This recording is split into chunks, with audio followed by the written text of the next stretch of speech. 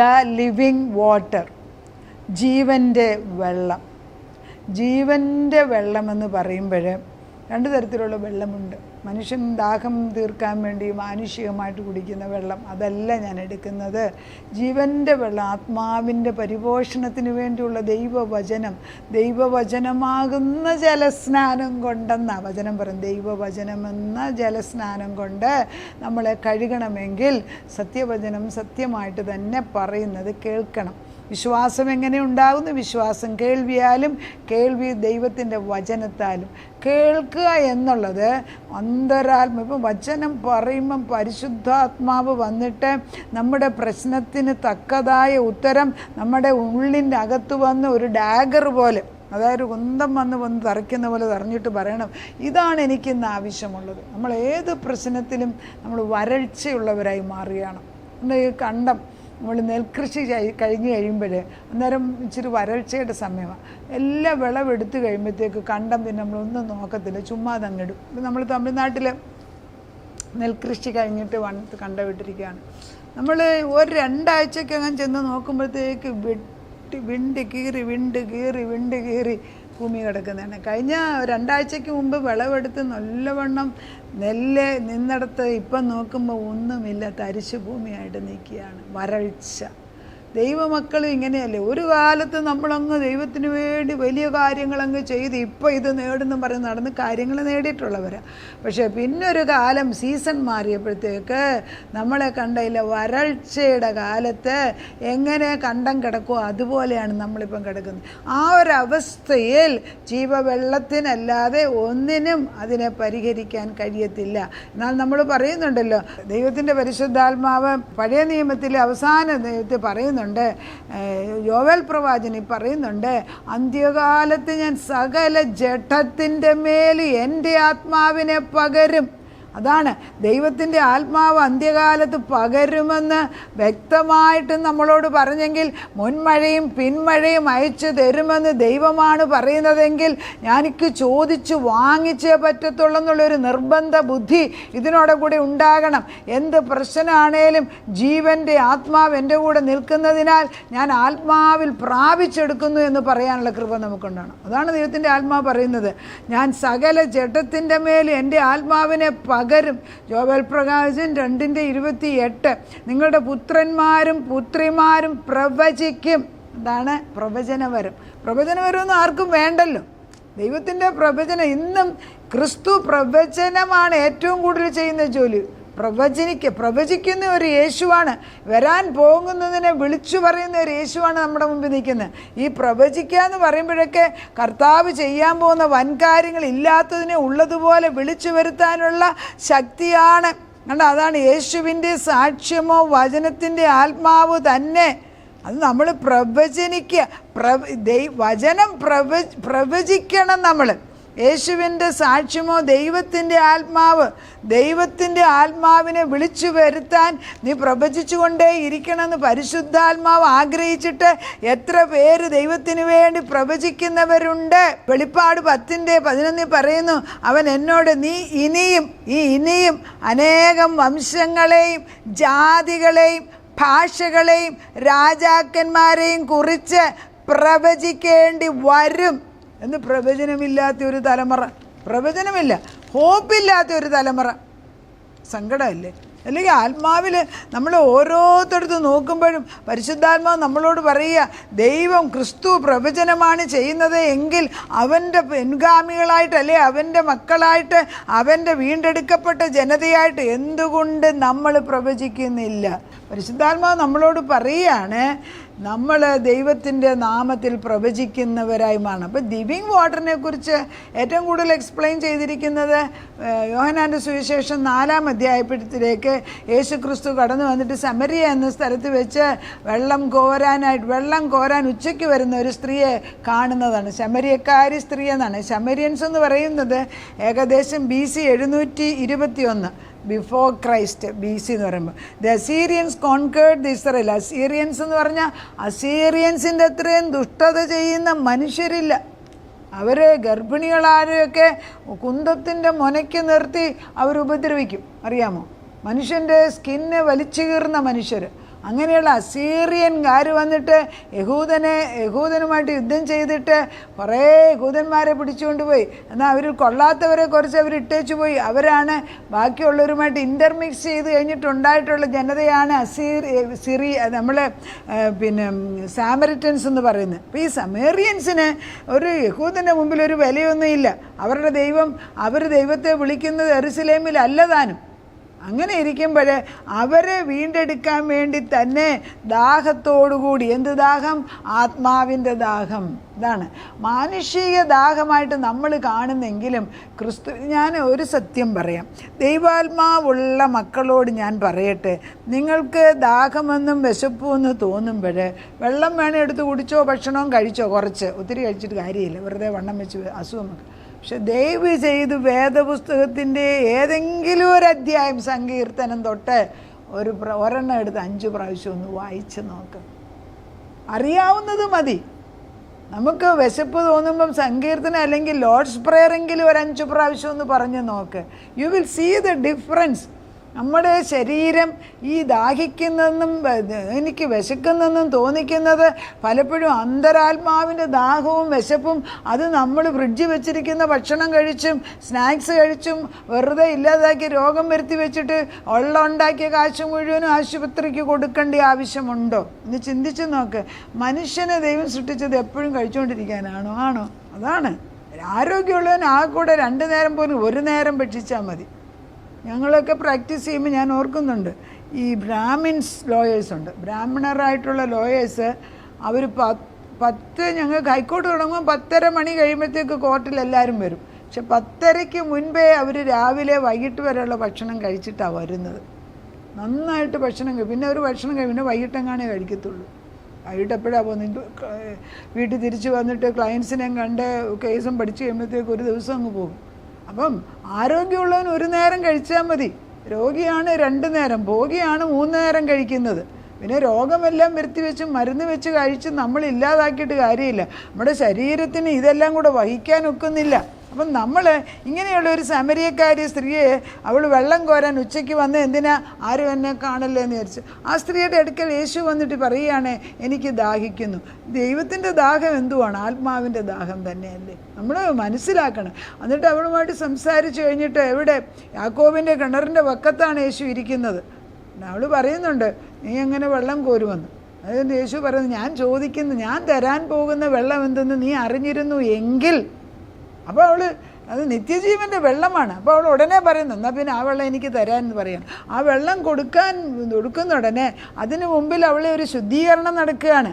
അവളുടെ ഭാവി ജീവിതത്തെ, അവരുടെ മുൻപുള്ള ജീവിതത്തെക്കുറിച്ച് ദൈവത്തിൻ്റെ ആത്മാവിൽ എന്താണെന്നുള്ള യേശു പറഞ്ഞു കൊടുത്തപ്പോൾ അവൾക്ക് മനസ്സിലായി, ഇതൊരു പ്രവാചകൻ, ഇത് മശിഹായാണെന്ന് പറഞ്ഞ് അവിടെയുള്ള ആളുകളെ എല്ലാം വിളിച്ചു വരുത്തിയിട്ട് അവരുടെ കൂടെ യേശു ഏകദേശം 2 നാൾ നിന്നിട്ട് അവരെ ദൈവത്തിൻ്റെ സത്യത്തെ മനസ്സിലാക്കിച്ചു കൊടുത്തു. അങ്ങനെയാണ് അവസാനം.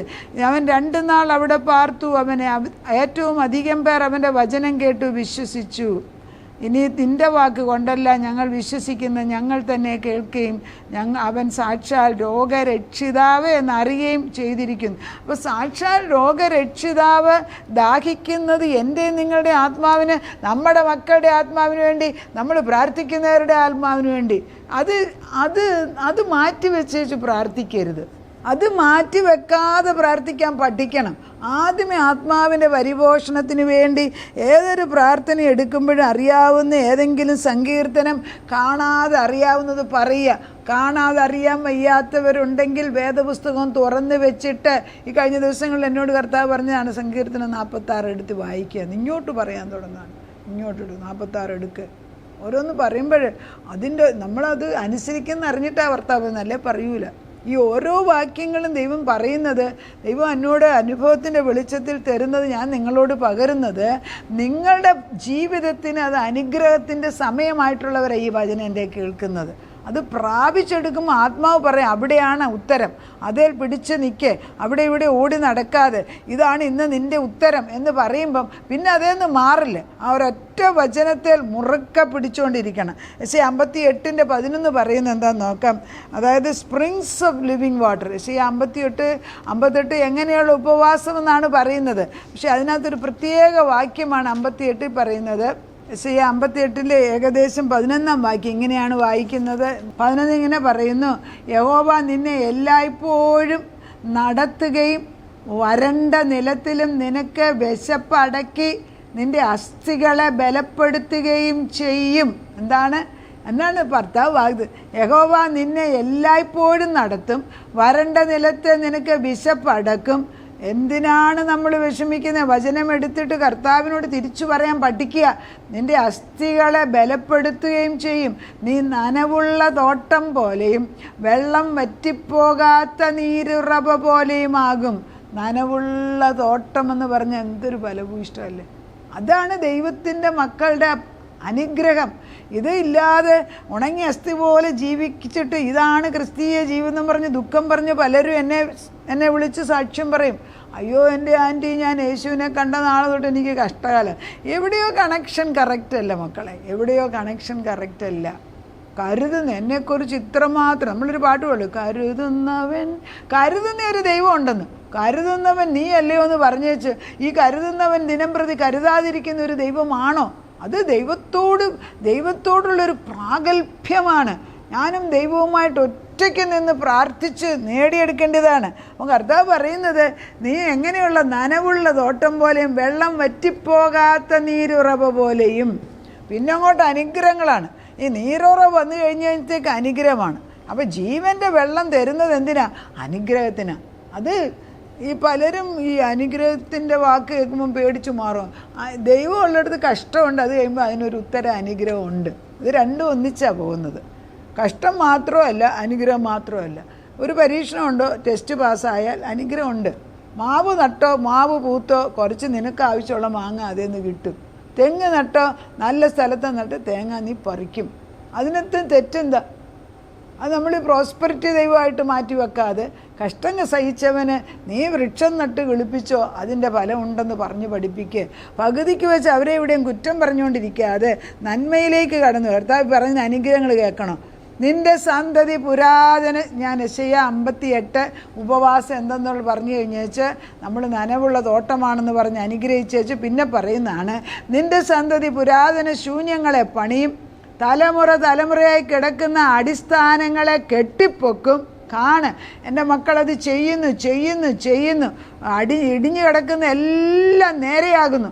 കേട് തീർന്നവനെ എന്നും കുടിയിരിപ്പാൻ തക്കവണ്ണം പാതകളെ യഥാസ്ഥാനപ്പെടുത്തുന്നു നിനക്ക് പേർ പറയും. കേടുണ്ടോ അത് തീർത്തു തരും. ഞാൻ എൻ്റെ ജീവിതകാലത്ത് ഇത്ര കാര്യങ്ങൾ അപ്പച്ചൻ ചെയ്തു തരും. തിന്മയായിട്ടൊന്നും ഇനി നിൽക്കാൻ ഒക്കത്തില്ല. ഞാൻ എൻ്റെ കുടുംബത്തിൻ്റെ ഐശ്വര്യം കാണും. ഇതാണ് വചനം പറയുന്നത്. നീ എൻ്റെ വിശുദ്ധ ദിവസത്തിൽ നിൻ്റെ കാര്യാദി ഒന്ന് ശപഥം എടുക്കണമെന്ന്. അത് കഴിഞ്ഞിട്ട് നീ അങ്ങനെ ചെയ്യുന്നു എങ്കിൽ എന്താ പറയുക, നിൻ്റെ കാര്യാദികളെ നോക്കാതെ വ്യർത്ഥ സംസാരത്തിൽ നേരം പോക്കുകയോ ചെയ്യാതെ വണ്ണം അതിനെ ബഹുമാനിക്കുകയും ചെയ്യുമെങ്കിൽ. എന്ത് കാര്യമായിട്ട് ഈ ശബദം എന്ന് പറയുമ്പോൾ നമ്മൾ പറയും, നമ്മളിപ്പം ശനിയാഴ്ച വൈകിട്ട് ഞായറാഴ്ച വൈകിട്ട് വരെ, യഹൂദൻ്റെ കാര്യത്തിൽ വെള്ളിയാഴ്ച വൈകിട്ട് തൊട്ട് ഞായറാഴ്ച വരെ. എന്തിനാ ഈ ഒരു ദിവസം ദൈവം സ്വസ്ഥത? Your brain needs that resting period, your body needs that resting period. സൃഷ്ടിച്ച ദൈവത്തിനല്ലേ അറിയത്തുള്ളൂ. 7 വർഷം കൃഷി ചെയ്തിട്ട് 1 വർഷം കൃഷി ചെയ്യാതിടണമെന്ന് ദൈവം പറയുന്നു. ആരിതൊക്കെ ഒബ്സർവ് ചെയ്യുന്നു?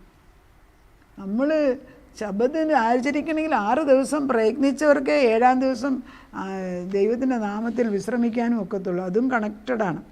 അതുകൊണ്ട് ഞാൻ നിന്നെ ദേശത്തിലെ ഉന്നതങ്ങളിൽ വാഹനമേറ്റി ഓടുമാറാക്കുകയും നിന്റെ പിതാവായ യാക്കോബിൻ്റെ അവകാശം കൊണ്ട് നിന്നെ പോഷിപ്പിക്കുകയും ചെയ്യും.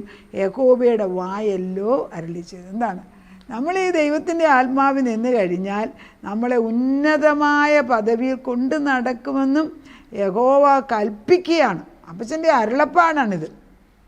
ഈ യാക്കോബിൻ്റെ അവകാശങ്ങളെന്ന് പറയുമ്പം ഈ 12 പേരെയും യാക്കോബ് അനുഗ്രഹിച്ചിട്ടുണ്ട്. നിനക്ക് ഏത് വേണ്ടെന്നുള്ളത് നീ ഏറ്റെടുത്തുകൊള്ളുക. യോസഫിൻ്റെ വേണോ, യഹൂദയുടെ വേണോ, റൂബേൻ്റെ വേണോ, ആരുടെയാണെന്ന് വെച്ചാൽ വാങ്ങിച്ചെടുക്കുക. ദൈവം വിശ്വസ്തൻ തന്നെ.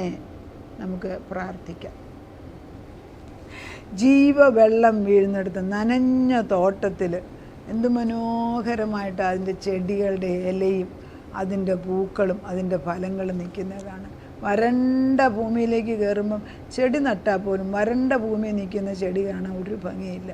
എന്നാൽ നനഞ്ഞ തോട്ടത്തിലാണെങ്കിൽ അതിൻ്റെ സൗന്ദര്യം പറഞ്ഞു തീർക്കാനൊക്കത്തില്ല. അതുകൊണ്ടാണ് ഞങ്ങൾ നിൻ്റെ അടുക്കിലേക്ക് ഓടി വരുന്നത്. ആ ജീവനുള്ള തോട്ടമാക്കി ഞങ്ങളെ മാറ്റണം. ആ തോട്ടത്തിൽ നിറച്ച് ഫലങ്ങളുണ്ടാകണം. അതിൽ നല്ല പൂക്കളുണ്ടായിരിക്കണം. അതിൽ നിൻ്റെ മൂറോൻ്റെ തൈലം പൂശുന്ന സൗന്ദര്യമായ മണമുണ്ടായിരിക്കണം. അതിൽ കടന്നു വരുന്നവരെല്ലാം ഇവിടെ ദൈവം ഉണ്ട് എന്ന് പറയാനിടയാക്കണം. നമ്മുടെ തലമുറകളെ, നമ്മുടെ മക്കൾ നമ്മളെ കണ്ടിട്ട് ഭാഗ്യവതി എന്ന് വിളിച്ചു പറയാൻ തക്കവണ്ണം നിൻ്റെ വചനം സത്യമായിട്ട് മുമ്പിൽ നിൽക്കുമ്പം ദാഹിക്കുകയും വിശക്കുകയും ചെയ്യുമ്പോൾ ഓടിച്ചെന്ന് ഭക്ഷണം കഴിക്കുന്നതിന് പകരം ദൈവവചനമെടുത്ത് അതിൽ സന്തോഷിപ്പാനുള്ള ഒരു കൃപയും ഒരു ഡിസിപ്ലിനും ഒരു പക്വതയും തരണമെന്ന് പ്രാർത്ഥിക്കുന്നു.